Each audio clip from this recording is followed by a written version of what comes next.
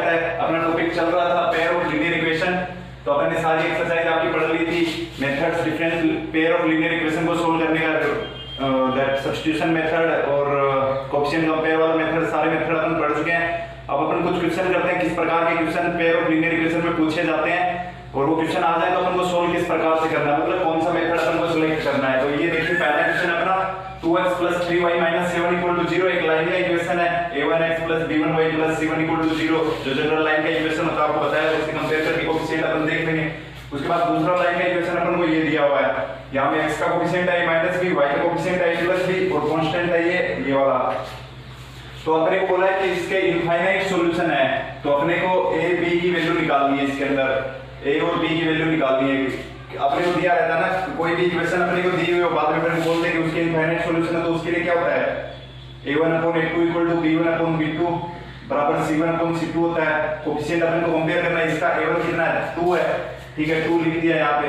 इसका a1 कितना है a - b है, ठीक है, बराबर यहाँ से b1 कितना है 3 है, b2 कितना है b2 इसका कोएफिशिएंट a + b और बराबर जो कांस्टेंट टर्म है वो -7 यहाँ से भी माइनस कॉमन ले लेंगे एक बार, तो माइनस ये कॉमन आ जाएगा 3a + b - 2 ये आ गया अपने पास, ठीक है। इसको सोल्व करना है सिंपली अपन को, तो दो इक्वेशन आ जाएंगे, एक बार इसको और इसको ले लेंगे, एक बार इसको ले लेंगे, तो a और b दो वेरिएबल अपने पास और दो इक्वेशन है, तो सोल्व हो जाएगा इजीली। अपन करके देख लेते हैं जरा सा। तो अपन उन दोनों को ले लेते हैं, तो दो इधर से मल्टीप्लाई हो जाएगा, माइनस से माइनस ऊपर वाला कैंसिल हो जाएगा, ये तो प्लस हो जाएगा, दोनों कैंसिल हो गए। तो ये क्या आ जाएगा अपने पास 3a + b - 2 = 7a - b। एक इक्वेशन तो ये आ गई अपने पास, इसको सोल्व कर लेते हैं। 6a + 2b - 4 6a + 2b - 4 = 7a - 7b, ठीक है। इसको सोल्व कर लेते हैं, a को इस तरफ ले जाते हैं तो इधर एक a बच जाएगा, a इसको इस तरफ ले जाएंगे तो -9b हो जाएगा, और फिर कांस्टेंट टर्म को भी इस तरफ ले जाएंगे तो +4 हो जाएगा, ये अपने पास 0 आ गया, ठीक है। एक इक्वेशन ये आ गई अपने पास, इसको एक इक्वेशन लिख लेते हैं, इसको दोबारा जरा सा कर लेते हैं, अब हम लिख लेते हैं। दूसरा इक्वेशन सोल्व करते हैं, उसके बाद एक इक्वेशन अपने पास ये आ गया, दूसरा इन दोनों को इक्वल कर लेते हैं, तो यहां से क्या आ जाएगा 3 × 3a + b - 2 बराबर a - 7 × a - b, ये हो जाएगा। तो यहां से क्या आ जाएगा 9a + 3b - 6 = 7a - 7b, ठीक है। तो 9a है इस तरफ चला जाएगा, इस तरफ ले आते हैं इसको, तो 2a प्लस इधर आएगा तो 10b हो जाएगा, और इस तरफ ये -6 = 0। तो दो इक्वेशन हो गई अपने पास। अब एक इक्वेशन ये, एक इक्वेशन ये अपने पास, a और b के अंदर दो इक्वेशन अपने पास और दो ही वेरिएबल अपने पास, तो दोनों सोल्व हो जाएंगी। किस प्रकार से करेंगे, दोनों का एक का कोएफिशिएंट किसी का इक्वल कर देते हैं, तो इसको 2 से मल्टीप्लाई कर देते हैं, इसको 2 से मल्टीप्लाई कर देंगे तो ये इक्वेशन क्या हो जाएगी 2a - 18b + 8 = 0, ये हो गई अपने पास तीसरी। तो इन दोनों को अपने को अब घटाना है, इक्वेशन दिखाई दे रही है ना आपको दोनों, तो अपने को अब जोड़ देते हैं, इनको घटा देते हैं सिंपली, तो ये माइनस हो जाएगा, ये माइनस हो जाएगा, ये प्लस हो जाएगा, तो यहाँ से ये कैंसिल हो जाएगा, यहाँ से क्या आ जाएगा -28b, यहाँ पे जगह नहीं बच रहा है, थोड़ा सा यहाँ पे लिख ले रहे हैं, तो -28b और प्लस उधर जाएगा तो -14 हो जाएगा, तो b = आ जाएगा यहाँ से 1/2, b = 1/2 इसके अंदर रख देंगे, किसी के अंदर इसके अंदर रख देते हैं जैसे, तो ये 1 हो जाएगा, 1 हो जाएगा तो ये 9 हो गया, तो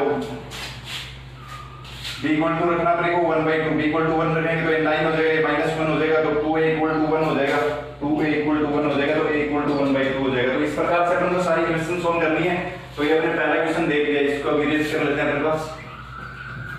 तो आज अपन देख रहे हैं अप्रोच किस प्रकार से अपने को क्वेश्चन सोल्व करने हैं, वो अपने को देखना है। दूसरा अपने को एक इक्वेशन दे दिया है, इस प्रकार का इक्वेशन आ जाए कोई, इस प्रकार से सोल्व करना है, जैसे कि अपने लास्ट क्लास के अंदर पढ़ा था। ये इक्वेशन देख के अपने को लग रहा है कि x की पावर ऊपर नहीं आ रही है, ऊपर आती है तो अपन सीधा बोल देते हैं कि लीनियर इक्वेशन, और उसको सोल्व कर देते हैं। तो ये इक्वेशन अपनी का रिड्यूसिबल टू लीनियर इक्वेशन है, तो इसके अंदर क्या करेंगे 1/x - 1 को अपन a या v मान लेते हैं, u मान लेते हैं u, और 1/y - 2 इसको मान लेते हैं v, ठीक है। अब इसकी जगह पे रख देंगे तो ये क्या हो जाएगा 5u प्लस अपने पास v, इसकी जगह पे v रख देंगे = 2, एक इक्वेशन हो गई ये। दूसरा ये x - 1 को अपने u मान लिया, -3v = 1, तो दो इक्वेशन हो गई अपने पास u और v में फिर से। तो इसको किस प्रकार से सोल्व करना है ये भी आपको बताया मैंने। तो इसमें क्या करेंगे, कोफिशिएंट इक्वल कर लेंगे, इसको 3 से मल्टीप्लाई कर देते हैं, तो ये क्या हो जाएगा 15u, इसको 3 से मल्टीप्लाई कर देते हैं पूरी इक्वेशन द्वारा, क्योंकि इसका 3v बना देते हैं, इसका 3v फिर ऐड कर देंगे तो खत्म हो जाएगा। 15v प्लस 3v माइनस इसको इस तरफ ले आते हैं और 3 से मल्टीप्लाई कर देते हैं, -6 = 0, और ये अपने पास लिख लेते हैं 6u - 3v - 1 = 0, ये वाली इक्वेशन को रखा है। ठीक है, अब ये दोनों कैंसिल हो जाएंगे, सिंपली ऐड करेंगे तो 21u बराबर अपने पास आ जाएगा, उधर जाएगा तो 7u बराबर 1/3 आ जाएगा, यहाँ से u बराबर 1/3 यहाँ पे रख देंगे, तो ये हो जाएगा 2 - 3v = 1। ठीक है, तो यहाँ से v कितना आ जाएगा, उस तरफ जाएगा तो ये -3v = -1 हो जाएगा और v = 1/3 आ जाएगा। तो ये इस प्रकार से अपन को सारी प्रॉब्लम सोल्व करनी है। कन्वर्टेबल टू लीनियर इक्वेशन है वो सारी इस प्रकार से सोल्व होगी, सब्स्टिट्यूशन मेथड से और कोएफिशिएंट कंपैरिजन मेथड से। तो हमने सारा ये देख लिया, दो प्रकार की प्रॉब्लम। अपने अगली प्रॉब्लम आ गई अपने पास, ये लिख के दे दिया x upon a minus y upon b = 0, और ये दे दिया x और y दो वेरिएबल है, यहाँ पे x y लीनियर इक्वेशन है क्योंकि दोनों में ऊपर आ रहा है। तो यहाँ पे कौन सा, यहाँ पे सब्स्टिट्यूशन मेथड यूज करना पड़ेगा। तो यहाँ से x का वैल्यू निकाल लेते हैं, x upon a = y upon b हो जाएगा, यहाँ से इस तरफ जाएगा तो यहाँ से x आ जाएगा, a यहाँ पे मल्टीप्लाई हो x बराबर ये आ जाएगा अपने पास। ठीक है, और ये इसके अंदर सब्स्टिट्यूट कर देते हैं, x की जगह पे ये रख देते हैं, तो अपने पास क्या हो जाएगा, x की जगह पे ये रख दिया प्लस by = a² + b², ये अपने पास हो गया इक्वेशन। ठीक है, अब यहाँ से y की वैल्यू आ जाएगी, y यहाँ से कॉमन आ जाएगा, y कॉमन आ जाएगा तो क्या हो जाएगा a² b + b = a² + b²। ठीक है, अब यहाँ पे लघुत्तम ले लेते हैं, लघुत्तम लेंगे तो a² + b² अपॉन b और इनटू y = a² + b², तो a² + b² इस तरफ भी है तो ये कैंसिल हो जाएगा। ठीक है, तो यहाँ से y = क्या आ जाएगा, y = b आ जाएगा, अपने पास आंसर आ गया ये। y = b इसके अंदर रख देंगे, y की जगह पे b रख देंगे, b से b कैंसिल हो जाएगा, x = a आ जाएगा। तो इस प्रकार से अपने पास सारे क्वेश्चन सोल्व हो जाएंगे। अब आपकी जो लास्ट वाली एक्सरसाइज थी उसके अंदर एक दो क्वेश्चन थे अपने पास त्रिभुज से रिलेटेड, तो त्रिभुज की प्रॉपर्टी के बारे में अपन थोड़ा सा डिस्कस करते हैं आज। और त्रिभुज आपने पढ़ा होगा पहले, त्रिभुज तीन भुजाओं से घिरी हुई बंधाकृति को कहते हैं, जिस पे कोण होते हैं उनका तीनों का एडिशन जो होता है, कोण A इसको बोलते हैं, इसको एंगल B, इसको एंगल C, इन तीनों का समेशन जो रहता है वो 180 रहता है। कोण A प्लस कोण B प्लस कोण C = 180 डिग्री। ठीक है, ये वाला क्वेश्चन सोल्व कर रहे हैं अपने पास, तो ये कंडीशन दी हुई है। तो एक इक्वेशन तो हो गई अपने पास ये। ठीक है, ये तो जनरल रिलेशन होता ही है। उसके बाद अपने पास है कोण C = 3 कोण B दिया हुआ अपने पास, दूसरी इक्वेशन ये हो गई। ठीक है, और तीसरी इक्वेशन अपने पास कोण C = 2 टाइम कोण A प्लस 2 टाइम कोण B, ये दिए हुए अपने पास तीन इक्वेशन।